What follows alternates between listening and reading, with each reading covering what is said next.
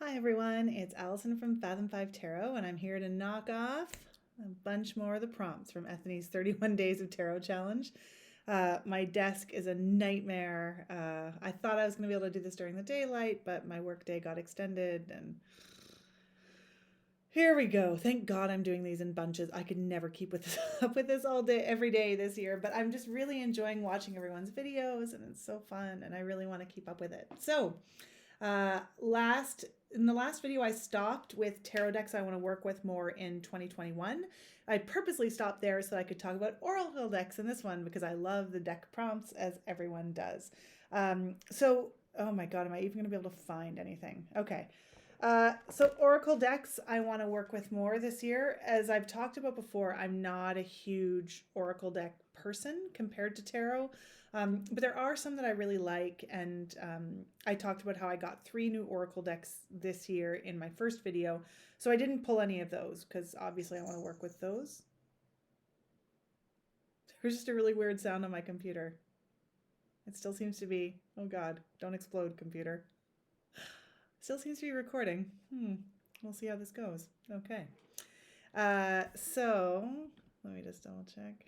Yeah, everything seems fine. Okay. Great. So anyway, Oracle decks. Here we go. Not Oracle of Echoes. What am I talking about? Soul cards. I was just obsessively using soul cards for a long time. And then, it happens. You get distracted. Whatever. You put things away and kind of forget about them. But I love these so much. I love the really open interpretive nature of them. I don't even know for some of them which way's up and which way's down. This one's so cool. Because I'm not generally a huge keyword person, although I'm going to go back on that in just a minute. I just, I don't know, I really jive with these, and I kind of forgot. I have both sets of soul cards, and I even keep one at my workplace to use for writing prompts. Is on top of the 2 sets that I have at home, but it's just great, and I don't really know why. I just got drawn away by other things, as always happens to all of us. But I want to bring it back into rotation this year. Where can I put this? Where it's not going to be on top of something else I'm going to be talking about. This is a deck that I actually have used a ton, although not as much in the second half of this year. So I want to use Chris Ann's Sacred Creators Oracle more this year. This is the indie edition. I'm just thrilled for her that it's coming out as a mass market. Here's my cat, come to wreak havoc on everything. There's nowhere for you to stand, buddy. It is crowded up here. And there he goes. It's funny because when I first got it, again, I'm a huge fan of her work and just her as a person. And I was super excited by the fact that there are correspondences with the 22 major arcana, although tons more cards, tons. But I was like, some of them I don't know. Do I really? Some of them seemed a little bit cotton candy for me and my liking. Some of them been very business specific. But I gotta tell you, it plays great. It always seems to give me things that I need, and it's awesome. Oops, sorry. I can't. Again, if it weren't Chris Ann's, I don't know that if I would have bought it. But now that I have it, I just find it really fantastic. So I definitely want to bring that in more and play with it more with the Lightseers and the Muse, which I got last year, and yet I didn't put those 2 things together really, which I don't really understand why. But I want to use that one some more. And then finally, I did spoil this a little bit just a minute ago. But I do want to use the Oracle of Echoes more by Anaturian. It's a beautiful, beautiful deck. Well, I'll show you the title card. It's lovely. Happened to be on top.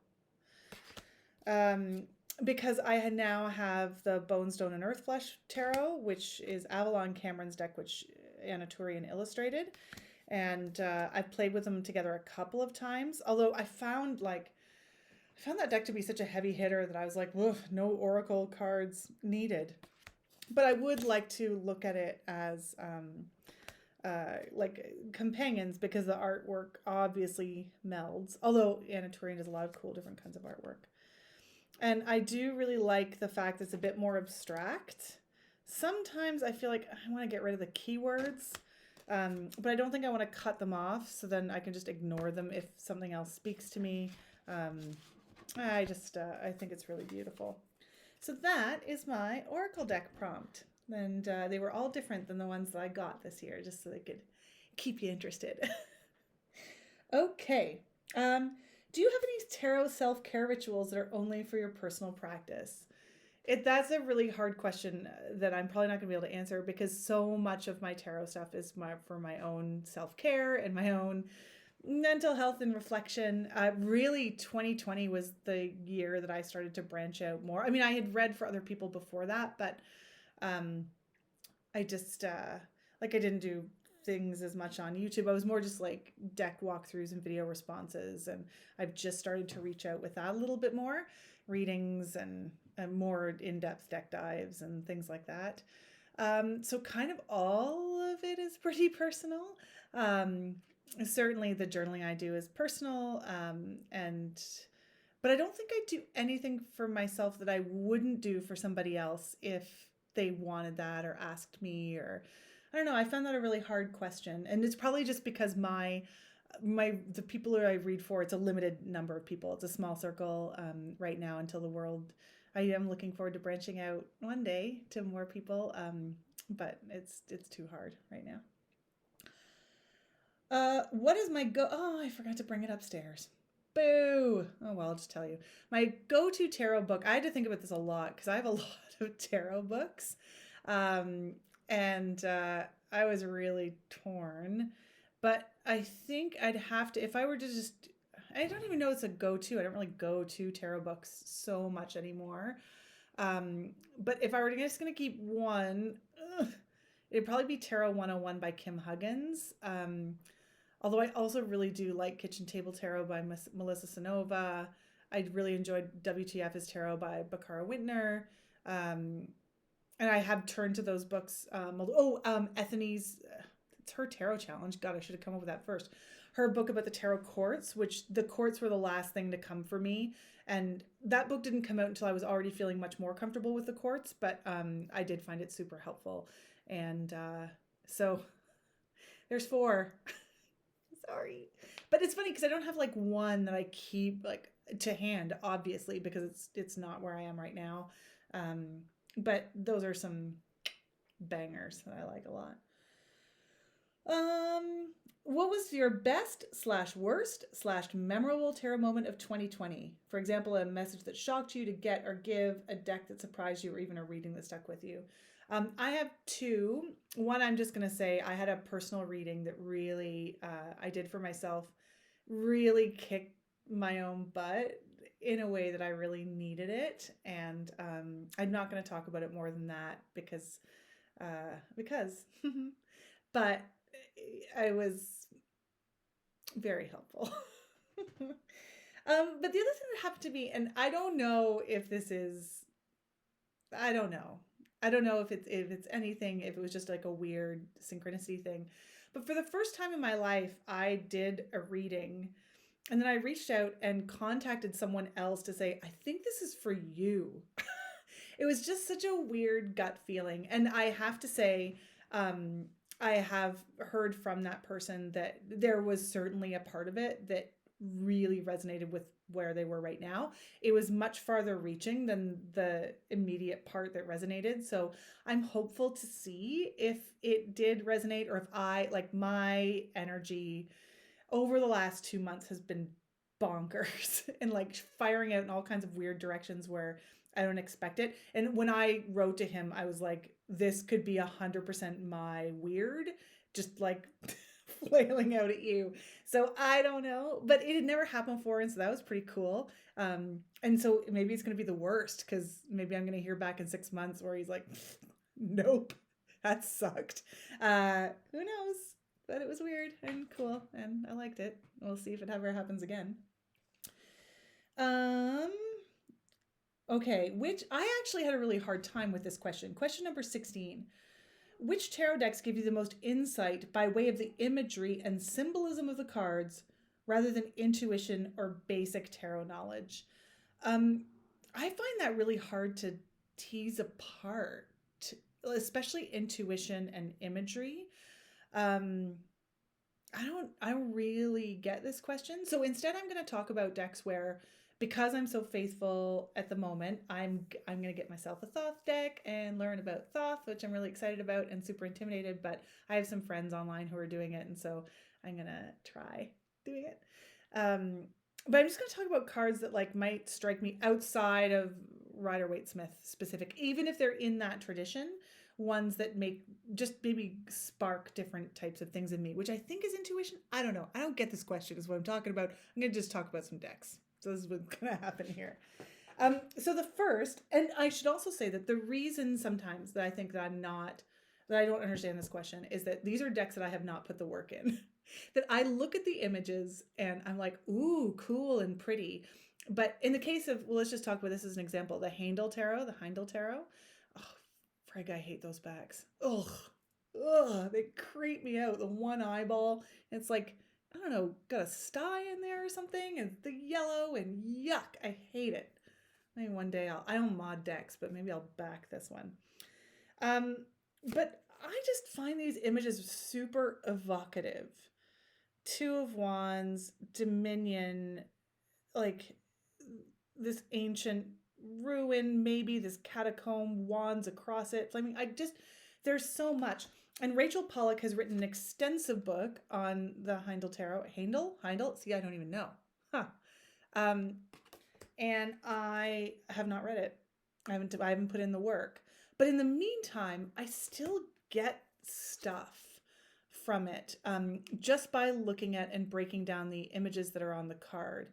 So I don't think that's intuition.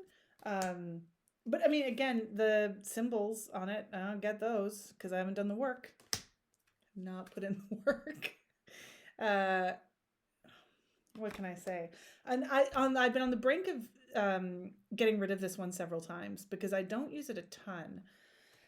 And every time I do, I pick it up and I see the backs and I'm like, definitely getting rid of it. And then I look at the fronts, like, oh, it's so incredible. And then I play with it for a while and it's awesome and I love it and I get stuff from it and then I put it away and then I go through the whole cycle again. I got it secondhand for like $8, I think. So probably someone who went through the same. Oh, sorry. Let's just look at the Justice card because it's so pretty. I just think it's just so groovy. So that's entirely just me looking at things and making connections, but I don't understand the symbols, so I know some things, but I don't know so many more things. Another deck I would put in this category was new to me in 2020. It almost made my top 5 because I do really like it. And it is, can I get my hands on the box or is it too messy? I can. The Lonely Dreamer Tarot by Melissa Weatherspoon, another Canadian artist. And this is the back. And I really, really dig this deck. And oh, God, look at that. It's just like it's showing up to like the orb for the Hermit is just glowing. It's such a beautiful card. So I really, really, why am I flipping around like that? A lot of majors here first. Oh, I love that one too. The colors are rich, but I think the reason is I haven't spent a ton of time with the guidebook, and visual art is not my area of expertise. So I know that there's actually more in these cards than I'm getting, and I wasn't at all familiar with the artist Odilon Redon, who's or Redon. I think he's French, so Redon probably, but I wasn't familiar with his work and I don't know how to break it down other than that. Now it's pretty traditionally Rider-Waite-Smith, but there's a lot going on in here, I think, that can be pulled out beyond that basic tarot knowledge. And it's cool. I love it. It's a great deck. I think that I know she's successfully completed a Kickstarter for the 2nd edition. And if you didn't jump on it, it's really worth looking at. And you can probably get it from her Etsy shop, I would imagine, if you weren't part of that 2nd Kickstarter. I'm not sure how different the second, I just didn't really get into it because I already had the 1st edition. Not sure if it's different or there's probably some new cool things in there. She's a great artist and she's so sweet. Yeah, she's awesome. And another deck that I would put in that category is the Greenwood Tarot.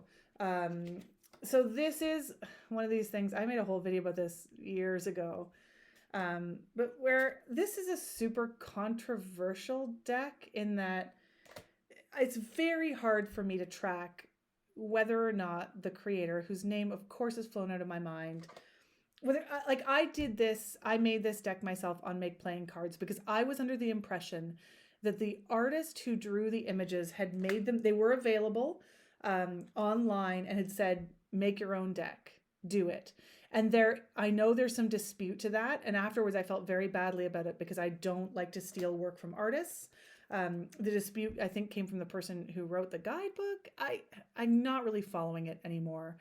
But my shtick was that I'm not gonna read for other people with this deck. I'm not gonna make any money off this deck in case it is a copyrighted work that I unwittingly stole, thinking that it was okay with the artist.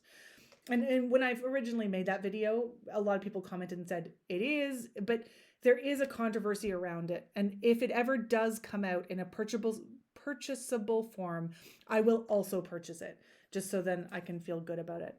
But I just think it's so beautiful. I'm so glad to have it. And I get a lot out of it that then there's symbols that are beyond Rider-Waite-Smith.